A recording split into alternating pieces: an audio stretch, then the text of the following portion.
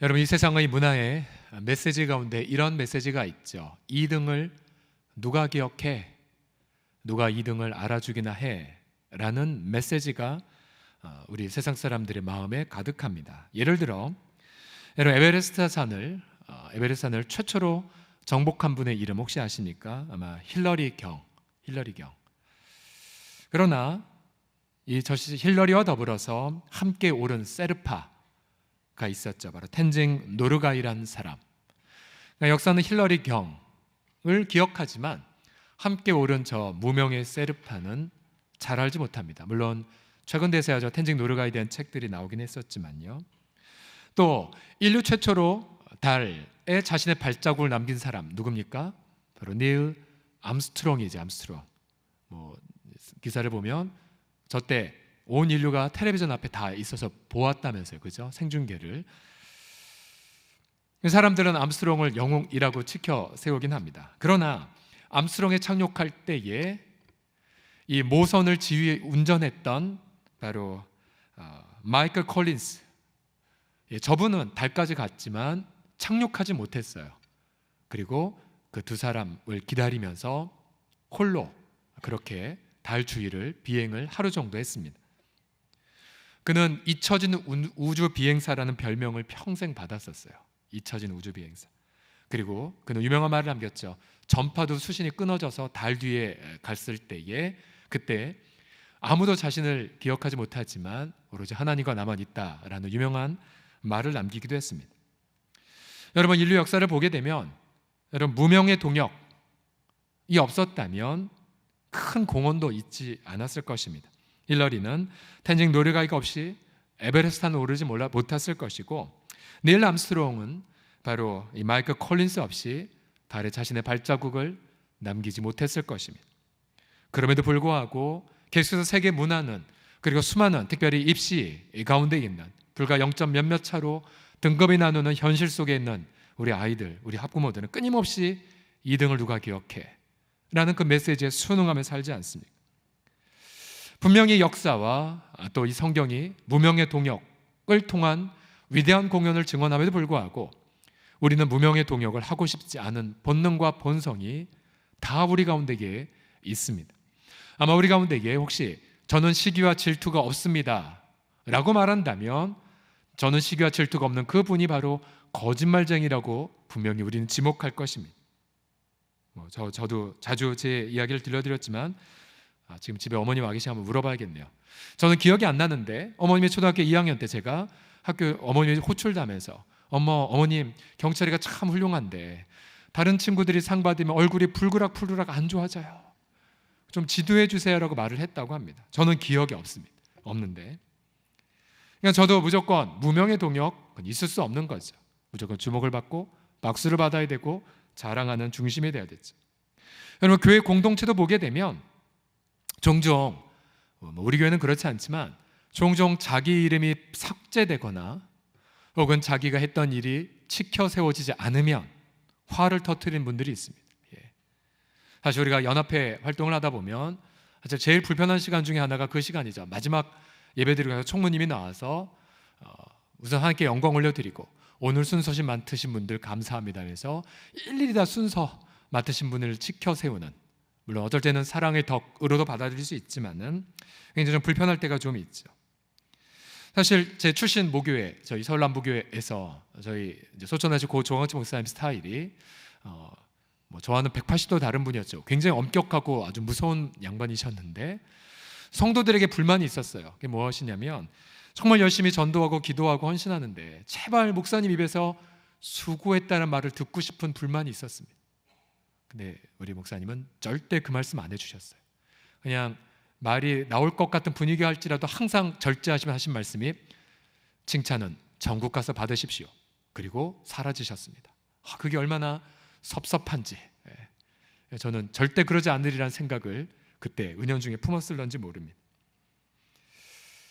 우리는 이런 부분들에 있어서 무명의 동역, 사실 우리의 본성과 어울리지 않는 그런 부분이죠.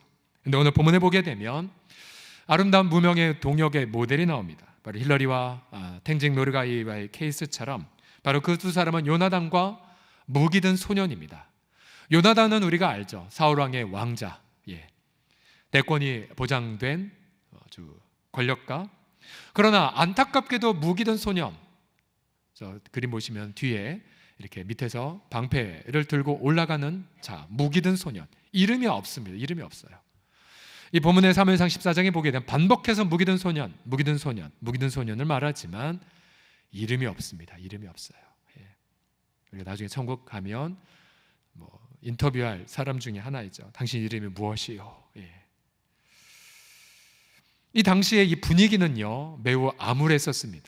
왜냐하면 블레셋 군대들은 헤아릴 수 없이 많이 지금 포진해 있었지만, 그러나 이스라엘 군대들은 다 도망가 600명밖에 남지 않았었죠. 근데 그 가운데에 바로 요나단과 무기든 소년의 용감한 발걸음이 시작이 됩니다. 1절을 보시게 되면 하루는 사울의 아들 요나단이 자기의 무기를 든 소년에게 이르되 우리가 건너편 블레셋 사람들의 부대로 건너가자. 결국 이 두 사람은 용감히 적진에 뛰어 올라갔고요. 왜냐하면 블레셋 군대는 바위 위에 있었고, 마치 우리로 말하면 우리 저 앞에 북한산 저쪽에 8분능선 9분능선쯤에 블레셋 군대들이 포진해 있었고, 요나단과 무기든 소년은 거기를 이제 기어 올라가는 그런 모양새였었습니다. 그러나 하나님 두 사람을 통해 일하셨고, 두 사람 앞에서 블레셋 군대는 초토화가 되어버렸습니다. 14절 15절을 보십시오. 요나단과 그 무기를 든 자가 반나절 가리 땅 안에서 처음으로 쳐 죽인 자가 20명가량이라. 들에 있는 진영과 모든 백성들을 공포에 떨었고 부대와 노략군들로 떨었으며 땅도 진동할 수 있는 큰 떨림이었더라. 구약 성경을 보면 공포, 떨, 진동, 이건 전부 다 하나님의 신현을 나타내는 장치거든요. 하나님이 임재하셨어요. 요나단 앞에서.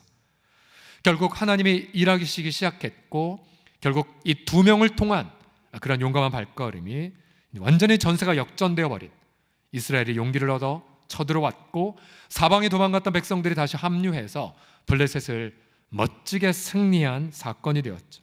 23절 보시면 이렇게 요약합니다. 여호와께서 그날에 이스라엘을 구원하셨도다라고요. 구원하셨도다. 바로 민족을 살린 하나님의 일하심이 아주 작은 무명의 동역을 통해 일어났다는 사실입니다. 이 무명의 동역, 이 단어는 몇 주 전부터 제 마음에 계속 돌아다녔던 그런 말씀이었습니다. 빨리 나누고 싶었어요. 우리 성도들과 더불어. 특별히 우리 공동체도 보면 무명의 동역자들이 아주 많으시거든요. 앞서도 우리 김영수 권사님 말씀 나누었지만 사실 소리 없이 장 담그시고요, 또 소리 없이 음식 만드시고, 무명의 동역 얼마나 많은지 모르십니다. 특별히 우리 교회 사랑방 섬김이들, 또 섬기는과 함께 동역한 우리 교회한 지체들 등 오늘 본문을 통해서요, 무명을 동역을 통해 일하신 하나님의 일하심, 민족을 살릴 수 있고 또한 놀라운 그런 기적을 경험한 하나님의 일하심에 대한 레슨을 같이 나눠보기를 원합니다. 자, 첫 번째로 하나님의 일하심을 경험하는 동역을 위해 가장 첫 번째 발견하는 것은 이것이 바로 기대감을 나누는 관계가 있었던 사실이죠. 같이 따라합시다. 기대감을 나누라. 시작. 기대감을 나누라. 아니, 오늘 본문을 보게 되면 우리가 크게 14장 전체 문맥을 살펴보진 않았지만 이 사무엘서의 저자는 요나단과 사울을 대조하고 있습니다. 여러분, 사울은 누굽니까? 하나님의 기름 부음을 받은 왕, 그리고 얼마 전 암몬 군대를 멋지게 무찌른 하나님의 일하심에 쓰임받은 자. 그러나 자신의 생각을 조차 제사함으로 드렸다가 하나님 앞에 책망을 받은 자였습니다. 이제 사울은 어디에 있었냐면 바로 석류나무 아래에 머물러 있었죠. 2절에 보시면 사울이 기브와 변들이 미그론에 있는 석류나무 아래에 머물러 있었습니다. 바로 앞서 요나단은 우리 건너가자라고 말했지만 왕은 가만히 있었어요.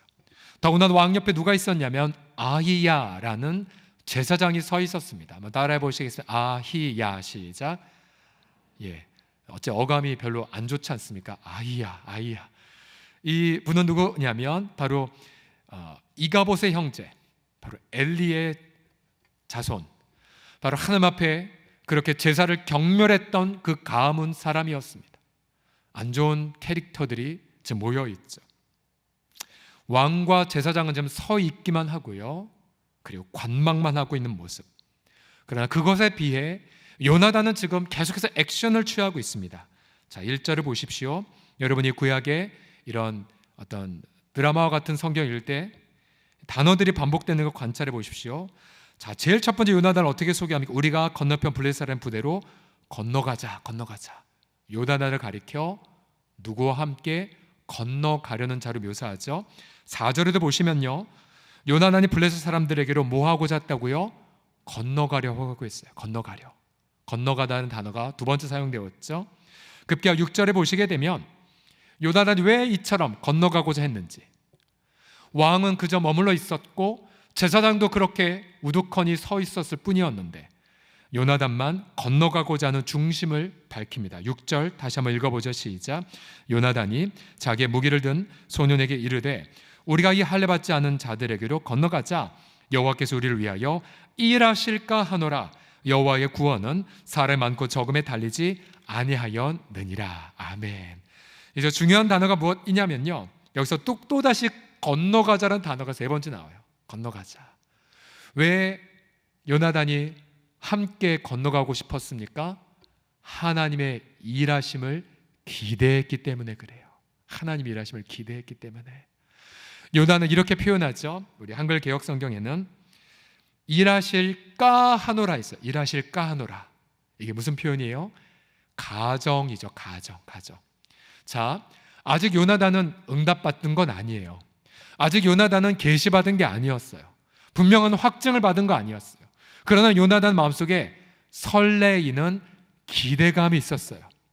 이 설레이는 기대감은 하나님의 성품에 대한 확신에서 왔죠. 어떤 성품입니까? 하나님의 구원은 사람의 많고 적음에 달려있지 않다는 하나님의 성품. 여러분 믿으십니까? 요나단은 이것을 믿었어요. 요나단 믿었어요. 그래서 그 주변에 600명밖에 없어도, 그리고 블레셋 군대는 헤아릴 수 없이 많고 또 탱크, 그 고대에 철병거들이 있었다 할지라도 요나단은 하나님의 일하심을 믿었기 때문에 두려워하지 않았어요. 오히려 설레이는 이 흥분감, 기대감. 일하실까 하노라. 예. 여기에 바로 가정법이 하나 들어가 있는데요, 이것은 부정적인 염려를 수반한 가정이 아니라 바로 하나님의 일하심을 기대하는 기대감을 표현한 가정이에요. 일하실까 하노라. 그런데 흥미로운 것은 요나단은 이 기대감을 왕에게 말하지 않았어요. 그리고 백성 중에도 요나단이 나간 걸 본 사람 아무도 없다고 말해요. 그럼 요나단은 자신의 기대감을 누구에게만 말했습니까? 바로 그의 무명의 지체에게 말했어요. 무명의 지체에게.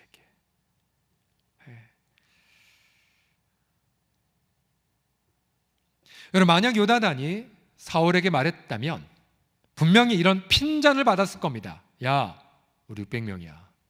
쟤네들 셀 수 없어. 저기 무기 봐. 현실을 봐라 라고 핀잔을 받았겠죠. 그죠? 만약 아히야 제사장에게 말했다면 이런 말을 들었을 겁니다. 저 왕자님, 제가 아직 응답 못 받았는데요. 무시당했을 것입니다. 요나단이 왜 이 무명의 지체에게 말했을까요? 이 성경 14장에 이름 있는 분들이 많았는데, 그것은요, 이름 있는 사람 중에 요나단의 기대감을 들을 사람은 아무도 없었기 때문입니다. 무명의 지체만 요나단의 이 기대감을 나눌 수가 있었습니다. 여러분, 그러고 보면 여러분, 우리 가운데 이런 기대감이 들잖아요. 기대감은 근거가 무엇이라고 말했습니까? 바로 하나님의 성품에 대한 확신. 하나님의 성품에 대한 확신. 하나님의 일하심은 사람의 많고 적음에 달려있지 않다. 하나님의 승리는 무기의 화려함에 달려있지 않다. 하나님의 일하심은 돈과 관계가 없다 등등에 대한 확신 속에 설레는 기대감들. 여러분, 이 기대감이 있는 것 좋은데요, 기대감을 가지고 하나님 일하시는 것 아니에요. 바로 기대감을 나눌 지체가 있어야 됩니다. 나눌 지체. 사실 우리 마음에 상처받고 싶지 않아서, 여러분 잘 보십시오. 여러분 속에 있는 이런 기대감을 나눌 지체들이 옆에 있습니까? 여러분에게 무기 든 소년 누구세요? 혹시 여러분 주변에 이름은 있지만 여러분이 혹시 내 기대감 얘기했다가 저분 안 들을 거야, 괜히 핀잔만 받을 거야, 혹시 그런 분들은 없으십니까? 이 요나단이 일하실까 하노라, 어떤 긍정의 가정법을 썼죠. 이 긍정의 가정에는 히브리어 단어를 쭉 검색해 보니까 하나같이 하나님의 사람들의 특징이 있었어요. 예를 들어 갈렙도 역시 긍정의 가정법으로 자신의 동료 여호수아에게 이런 말을 했었던 게 있습니다. 여호수아서를 보게 되면 14장에 보시면 그날에 여호와께서 말씀하신 이 산지 헤브론 땅을 지금 내게 주소서. 당신도 그날에 들으셨거니와 그곳에는 아낙 사람이 있고 그 성읍들은 크고 견고할지라도, 자, 그 다음 보세요. 여호와께서 나와 함께 하시면, 히브리어 원문에 보면 만일 여호와께서 나와 함께 하시면, 요나단의 긍정의 가정과 동일한 단어가 하나 들어가 있습니다. 여호와께서 나와 함께 하시면 내가 여호와께서 말씀하신 대로 그들을 쫓아내리이다. 왜요? 갈렙의 믿은 하나님은 45년이 지났음에도 능히 이루실 수 있는 하나님. 더 나아가 그 당시 갈렙의 나이가 85세였거든요. 85세임에도 불구하고 하나님이 함께 하시면 나이와 상관없이 하나님은 그 땅을 정복케 하실 하나님을 믿었기 때문에 기대감이 있었고, 더 나아가 자신의 동료 여호수아에게 이 기대감을 말해도 여호수아는 무시하거나 핀잔 주는 것이 아니라 여호수아의 반응을 보십시오. 13절에 보시면 여호수아가 여분네 아들 갈렙을 위하여 뭐 했습니까? 축복했어요. 축복의 관계. 그래 요나단은 비록 왕과 제사장에게 지지를 못 받았지만 무기든 소년에게 자신의 기대감을 나누었. 요나단 아마 속으로 하나님 이런 귀한 지체를 선물로 주셔서 감사합니다라고 아마 했을 거예요. 갈렙도 마찬가지였죠. 45년 전이나 지금 할아버지가 되었을 때도 상관없이 언제나 자신의 그런 설레이는 기대감을 들어주는 여호수아를 보고 얼마나 기뻤을까요? 그러니 여러분, 우리 공동체 안에서도 마찬가지입니다. 자신의 설레이는 기대감을, 설령 그 기대감의 내용이 인간적으로 봤을 때는 무모해 보이고 비합리적이고 비현실로 보인다 할지라도, 그러나 그 기대감의 근거가 바로 하나님의 성품에 대한 확신에서 왔기에 그 기대감을 긍정해주고 오히려 축복해주는 지체들.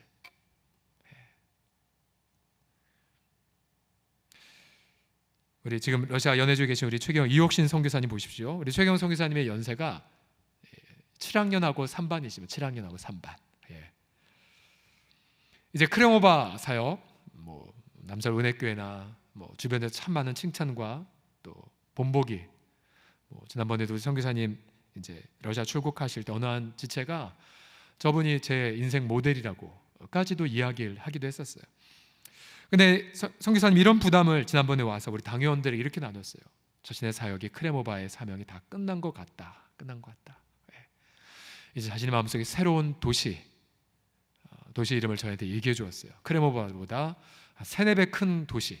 그러니까 그동안 크레모바는 리 소재지 정도의 작은 마을이라면 새로 선교사님 마음에 부담이 되는 도시는 이제 읍 소재지 정도의 그런 마을인데요. 거기에 대한 부담감이 있다.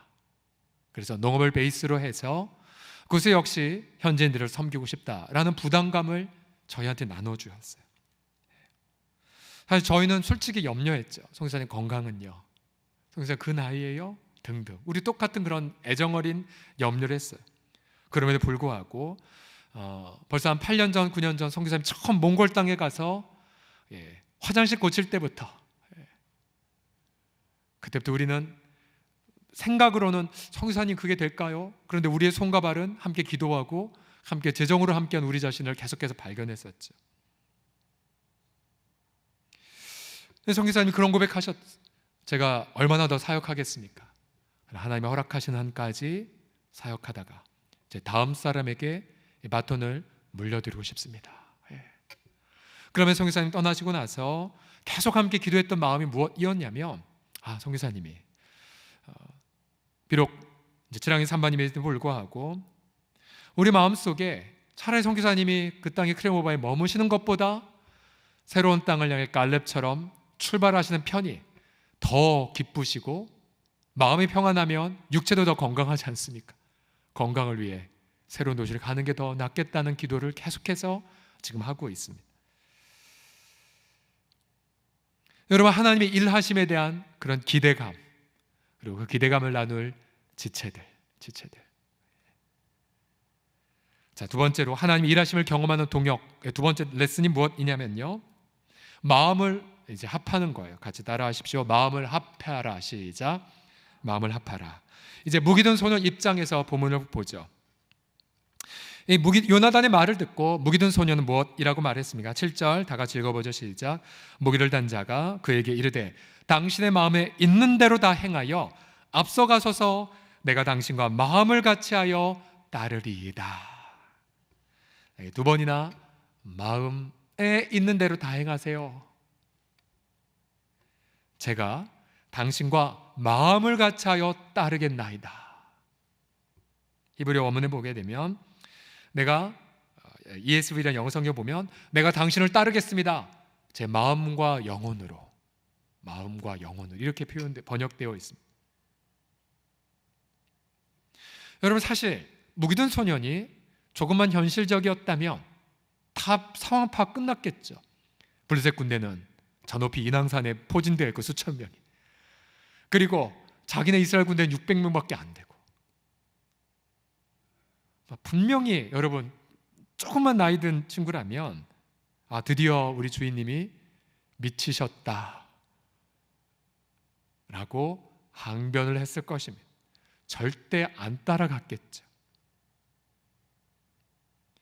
그러나 무기든 소년은 어쩌면 요나단보다 더 큰 믿음을 갖고 있는 거죠.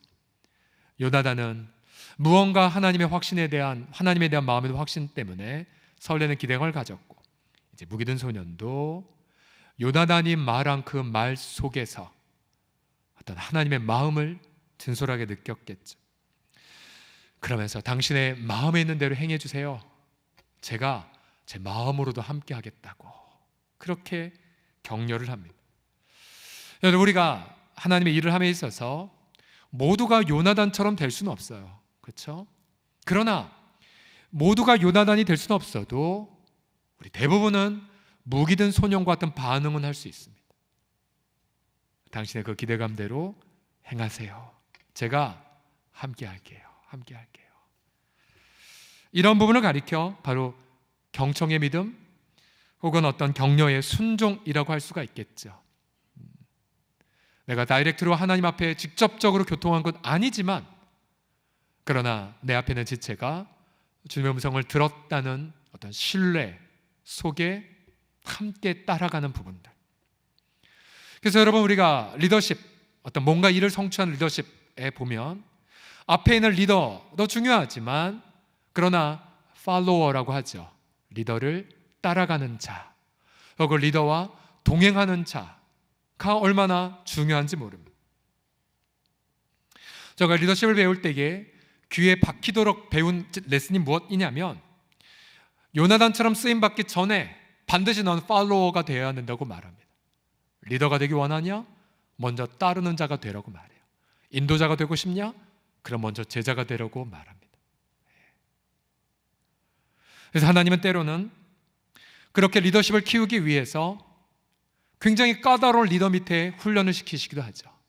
굉장히 엄격한 리더, 때로는 어떤 무모한 리더, 그 속에서 용광로 속에 그렇게 빠져 들어가게 만들기도 합니다. 그래서 철저하게 주님은 중심을 보시죠. 너 이런 상황 속에서도 따르는 자가 될 수 있느냐? 다 보세요. 태도를. 제 모교에서 고 조광채 목사님 통해서 훈련을 받았을 때에 너무 혹독했고, 그리고 너무 인간미도 없었고, 그리고 너무 한참 열혈 대학생의 마음 속에서 교회 방향에 대해 홍성교회처럼 세상과 나누는 모습보다는 성전 건축을 늘 얘기하셨고, 건축 빛은 무지만한데 뭐 이런 불만이 되게 많았었어요. 근데 주님은 그걸 보지 않으셨었어요. 너 그럼에도 불구하고 중심과 마음을 다해 따르는 자가 되겠느냐. 이 태도의 훈련. 많은 저희 동료들이 나가 떨어지더라고요. 포기하더라고요. 근데 제가 알았어요. 포기하면 그릇이 더 확장이 안 되더라고요. 그러나 포기하지 않고 나 이러다 그냥 죽자라는 마음으로 그 앞에 그냥 고개 숙이면 주님은 어느새 그릇을 더 넓혀주시고 더 넓혀주시는 것을 많이 경험했습니다. 사실 무기든 소년과 사울 왕을 한번 비교해 보십시오. 여러분, 사울 왕은 탁월했을지 모르지만 경청하고 청종하는 것은 전혀 준비되지 않은 왕이었죠. 그 다음 장 사무엘상 15장 22절을 보면 사울이 이렇게 무섭게 책망을 받습니다. 사무엘이 이르되 여호와께서 번제와 다른 제사를 그의 목소리를 청종하는 것을 좋아하심까지 좋아하시겠나이까. 순종이 제사보다 낫고 듣는 것이 순양의 기름보다 낫습니다. 우리는 얼마나 다른 지체가 설레이는 하나님의 음성을 나누었을 때에 언제나 얼마나 그 음성을 청종하고 또 함께 격려하는 자가 될까요? 안타깝게도 우리는 이 무기든 소년의 길을 가기보다 사울의 길을 많이 따라갑니다. 그래서 자꾸만 축복의 기회를 놓쳐요. 이미 주님이 응답 주셨는데 다른 음성을 요구하죠. 주님이 이미 말씀하셨는데 자꾸만 사울처럼 머리를 굴립니다.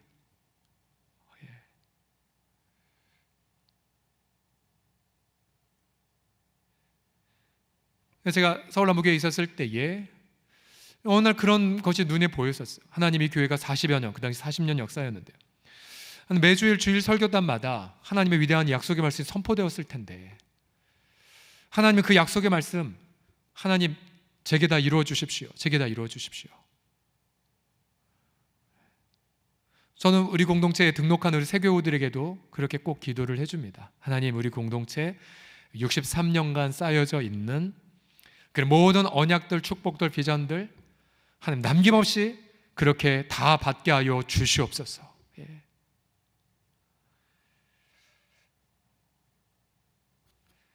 이번 주에 한 사랑방 섬김이가 이런 고백을 제게 보내주셨어요.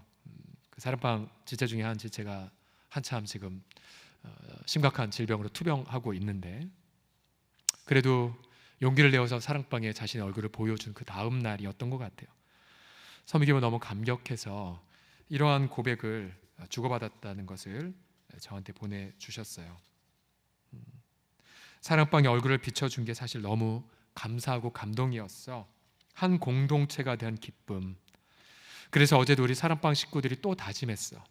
지붕을 뜯어 구멍을 내고 네가 누운 상을 달아내리는 일을 우리 사랑방원들이 하기로.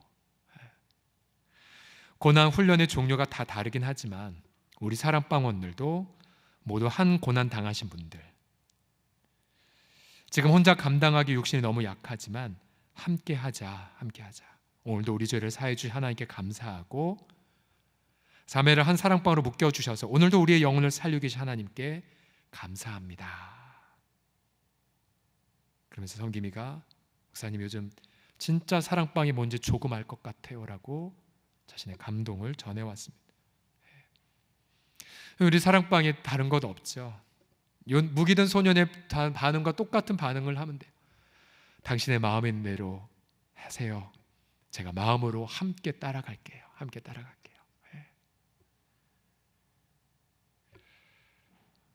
우리 모든 지체들이 다 이렇게 해야 되겠죠, 그죠? 저도 우리 장로님들을 향해, 또 우리 목사님들, 또 우리 지체들을 향해, 또 마을장 섬김이들, 또 서로를 향해 이러한 은혜들. 우리 앞사람 보며 그렇게 고백을 해봅시다. 이렇게 해보세요. 제가 무기든 소년, 자매님이라면 무기든 소녀 이렇게 바꿔서 한번 따라해 주시, 고백해 주시기. 제가 무기든 소년 혹은 소녀가 되겠습니다라고. 시작. 제가 무기든 소년 혹은 소녀가 되겠습니다.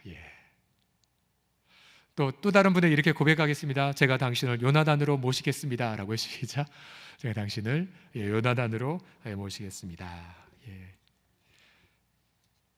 저도 여러분을 향해 무기든 키 큰 소년으로 그렇게 살아가도록 기도해 주십시오. 마지막으로 하나님의 일하심을 마지막 단계에 관찰하는 부분은 이것이었습니다. 이제 하나님의 뜻을 확인하는 작업이어서 하나님의 뜻. 앞서 요나단이 계시를 받은 것 아니라고 했죠. 그냥 설레는 기대감이었어요. 기대감. 우리가 종종 하나님의 일에 쓰임받기 전 명백한 어떤 외적 증거를 아직 받지 못했음에도 불구하고 믿음으로 동역자와 더불어 발걸음을 내딛을 때가 많아요. 사실 많아요. 사실 왕과 제사장은 머뭇거렸지만 우리 믿음으로 발걸음을 내딛는 것, 요나단이 뭔가 액션을 취하려 했기 때문에 하나님은 그 액션을 취하려는 발걸음 속에 계속해서 하나님 마음을 부어주셨죠. 그래서 여러분들이 한두 번 기도하셨다가 마음이 평안하시다면 아직 분명한 지도가 있지 않아도 움직이시면 돼요. 일을 저질러 보십시오. 움직여 보십시오. 저 굉장히 그런 거 많이 경험했었어요. 기도하고 근데 사실 아무 그림이 안 그렸었을 때에 그때 행동하기 시작하면 부어지더라고요. 부어져요. 열리고 해결이 되고.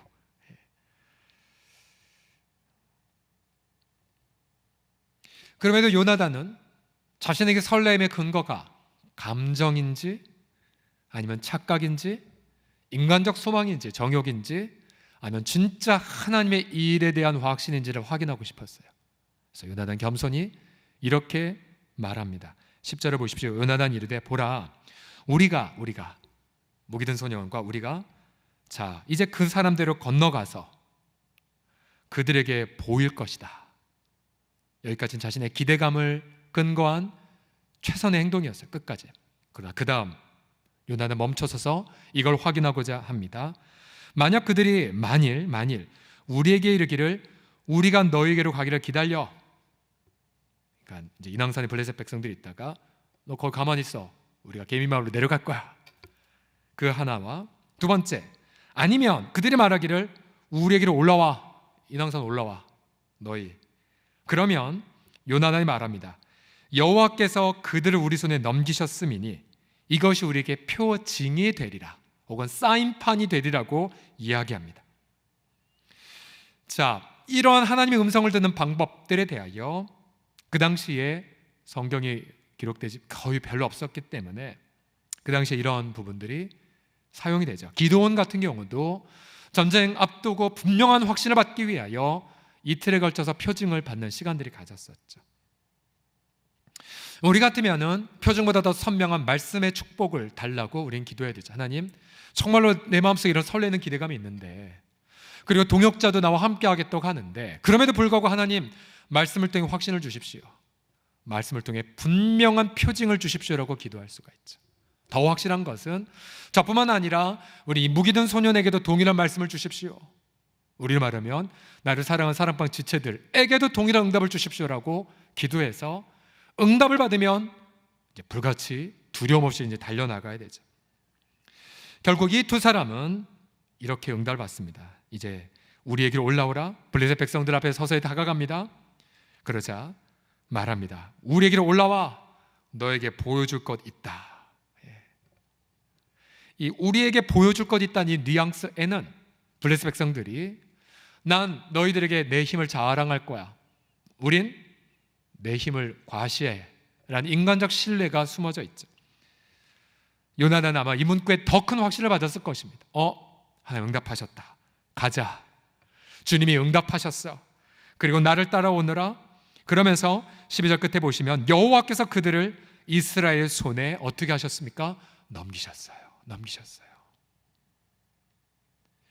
결국 하나님은 이들 앞에서 승리하게 하셨습니다. 요나단과 무기든 소년은 바위로 올라갔고 블레셋 사람들은 요나단 앞에서 엎드러졌죠. 자세히 보아도 요나단의 칼을 휘둘렀다는 표현이 생략되어 있어요. 그저 요나단이 앞에 믿음으로 갔고 블레셋 백성들은 그 앞에서 그냥 엎드러졌을 뿐이에요. 그럼 엎드러진 자를 무기든 소년이 처단했을 뿐이었습니다. 그 안에 생략된 분이 있죠. 하나님이세요. 하나님이 요나단 앞에서 블레셋을 무찌르시니라. 하나님이 요나단과 무기든 소년 앞에서 큰 진동으로 함께 하셨더라. 하나님이 요나단과 무기든 소년을 통하여서 전쟁에서 승리하게 하여 하셨도다. 여러분 결국 이 무명의 동역을 통해 하나님의 놀라운 임재와 하나님의 일하심을 경험하게 되었다는 사실이에요. 이 작은 2명의 동역을 통해서. 그래서 결국 45절에 보면 이날의 사건을 이렇게 정리합니다. 이스라엘의 이 큰 구원을 이룬 요나단. 같이 따라 읽어볼까요? 시작. 이스라엘의 이 큰 구원을 이룬 요나단. 멋지죠? 그리고 45절 끝에 보면 이렇게 표현해, 다 같이 읽어보죠. 그가, 시작. 그가 오늘 하나님과 동역하였음이니라. 아멘. 얼마나 아름다운 구절이에요. 하나님과 함께 일했느니라. 하나님과 함께 일했느니라. 저는 저와 여러분이 이처럼 하나님과 함께 일하는 그런 감격을 일터와 가정에서 구체적으로 다 누리시기를 주의 이름으로 축복합니다. 그런데 어떻게 해요? 무명의 동역을 통해서, 무명의 동역을 통해서. 여러분, 우리가 주의 일을 하다가 여러분 지치는 이유가 하나 있어요. 그게 무엇이냐면 주님의 일을 처음에는 하다가 주님은 빠지고 일만 남았기 때문에 그래요. 그리고 일을 하는 동기가 어떤 의무감, 때로는 체면이 들어갈 때가 있어요. 그러면 지칠 수밖에 없죠. 그러나 반대로 정말 내가 주님과 동행을 했다, 그저 말씀의 확신을 받고 현장에 갔더니 하나님 앞에서 사람들이 다 쓰러져 있고 하나님이 알아서 일을 하시는 현장에 그냥 따라만 가는 자, 여러분 이런 분들은요 지칠 수가 없어요. 오히려 흥분과 기쁨으로 하루 온종일 뛰어다녀도 지치지 않습니다. 그래서 특별히 기도하시는 우리 지체들은 민감하게 잘 살피셔야 돼요.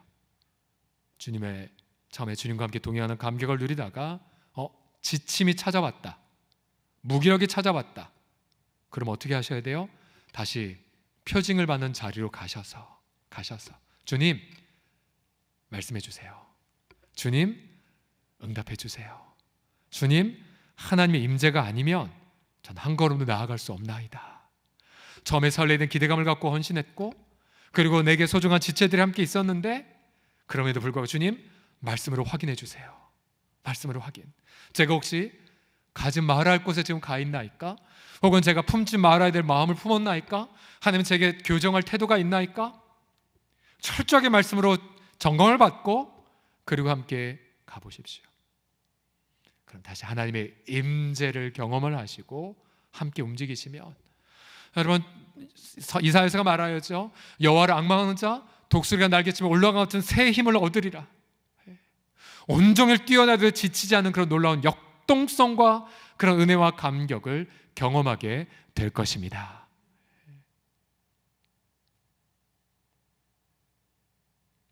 사실 오늘 본문을 묵상해 보면 요나단 그리고 무기든 소년을 담고 싶어요. 그러나 솔직히 이 본문의 14장에 우리와 가장 닮은 캐릭터들이 있어요. 우리와 가장 닮은 캐릭터 누굴까요? 바로 사울. 하나님의 음성에 청종이 실패해버렸고 그저 관망만 하는 무기력한 리더. 또 아히야 대제사장, 그의 품 안에 에봇이 있었고 주의 뜻을 분별한 우림과 둠민이 있었지만 사용하지 않죠. 저 멀리 두 소년이 사지에서 하나님의 뜻을 분별하기 애썼지만 제사장은 자 편하게 주의 뜻도 묻지 않은 채 무기력하게 상황만 보았습니다. 그런데 본문을 보면서 저는 사울이 저의 모습으로, 그리고 아히야 제사장이 저의 모습으로 보였어요. 사울과 아히야 제사장 입장에서, 또 본문의 이스라엘 백성들 입장에서, 두려워 벌벌 떠는 이 백성 입장에서 본문을 한번 살펴보십시오. 요나단, 무기든 소년, 정말 아무것도 아닌 저 둘이 아름다운 동역을 통해 하나님의 뜻을 이루고 하나님의 놀라운 임재의 통로가 되었던 그 광경을, 결국 이스라엘 백성들은 이 두 사람의 발걸음을 통해 무엇을 경험했습니까? 여호와께서 우리를 구원하셨다. 여호와께서 저들과 동역했네. 이 감격.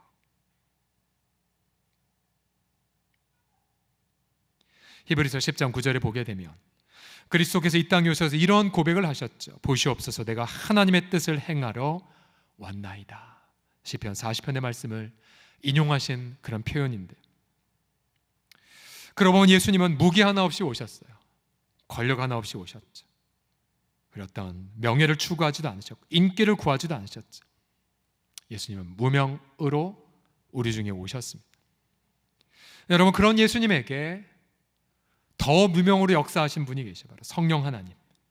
성령님은 그가 오되, 예수님이 이렇게 말씀하셨죠. 보혜사 성령을 내가 보낼 것인데 그가 자의로 말하지 않고 오직 내게서 듣는 것만 말할 것이고, 그가 자기 영광을 드러내는 것이 아니라 바로 아들의 영광만 드러낼 것이라고. 성령은 무명의, 무기든 소년의 완벽한 예표입니다. 결국 예수님은 무명으로 단숨에 적진의 죄와 사망의 적진에 뛰어드셨고, 성령이 함께 동행하셨죠. 여러분, 그 결과 그 예수님의 단신의 헌신을 통하여 인류 역사가 완벽하게 역전이 되어버렸고, 우리는 죄와 사망에서 승리를 경험하는 은혜들을 지금도 누리고 있습니다. 여러분, 결국 이런 무명의 동력 어떻게 가능할까요? 결국 무명으로 이 땅에 오신 예수님을 바라볼 때이죠. 또한 예수님의 그 성령을 깊이 있게 경험할 때입니다. 여러분, 그럴 때 우리도 그렇게 내 이름 내세우기 좋은 우리의 본성이 무명으로 헌신하신 예수님을 통하여 겸손해질 수밖에 없게 되고, 내 이름 드높여지지 않아도, 내가 박수를 받지 않아도, 내가 어떤 직임과 직분에 있지 않아도 상관없어 하는, 오히려 무명의 동역을 통해 하나님의 일하심을 보면 그것으로 족한, 세상 기준으로 보기엔 지극히 바보 같고 어리석어 보이지만 그럴수록 내 중심 속에 무언가 희열이 솟는, 그러면서 그리스도를 닮아가는 감격을 여러분 경험하시게 되실 거예요. 여러분, 앞서 제가 히말라야산, 에베레스트산을 정복한 사진을 보여드렸죠. 여러분, 저 사진 왼쪽에 저 주인공은 사실 힐러리 경이 아니에요.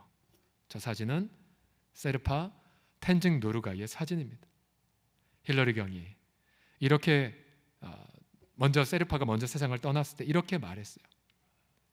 사실 본인은 함께 앞서거니 뒤서거니 갔다가 이제 정상을 앞두고 그랬대요. 당신 땅이잖아요. 당신이 먼저 오르시오. 그러나 세르파는 아니요, 당신에게 양보하겠습니다. 세르파가 앞서갔지만 그러나 가시라고. 그래서 먼저 히말라야 에베레스트산 꼭대기를 밟은 건 힐러리 경이었고요. 그러나 힐러리 경에게 사진이 카메라가 있었어요. 세르파는 제가 사진을 찍어드리겠습니다. 그러나 3번이나 거부한 채 그가 카메라를 들고 정상에서 깃발을 든, 그 당시 깃발을 3개를 다 들었다고 합니다. 뉴질랜드, 영국, 네팔인가요? 그 3장의 장면을 모두가 다 힐러리 경이 세르파의 사진을 찍어준 걸로 역사에 남습니다. 둘의 우정은 평생을 지속됐고요. 그리고 둘은 서로 아름다운 관계로 역사의 길이 남을 동역을 보여주었죠. 저는 우리 사랑하는 우리 지체들이 이런 아름다운 동역을 하는 관계가 되기를 축복합니다. 우리 모두가 깃발을 들 수 없고 우리 모두가 다 함께 이름을 내세울 수 없지만 당신과 함께 하겠소, 당신과를 섬기겠소, 그런 무명의 섬김, 여러분, 그런 아름다운 장을 사랑방에서, 또 우리 공동체에서, 또 우리 자매들이라면 남편을 향해서도요, 또 남편이라면 아내를 향해서도요, 또 우리 가족 안에서도, 또 귀한 동역자들 사이에서도 이런 그러한 무명의 동역을 경험하는 그 하나님의 기가 막힌 일하심을 날마다 경험하는 우리가 되기를 예수님의 이름으로 축원합니다. 기도합시다.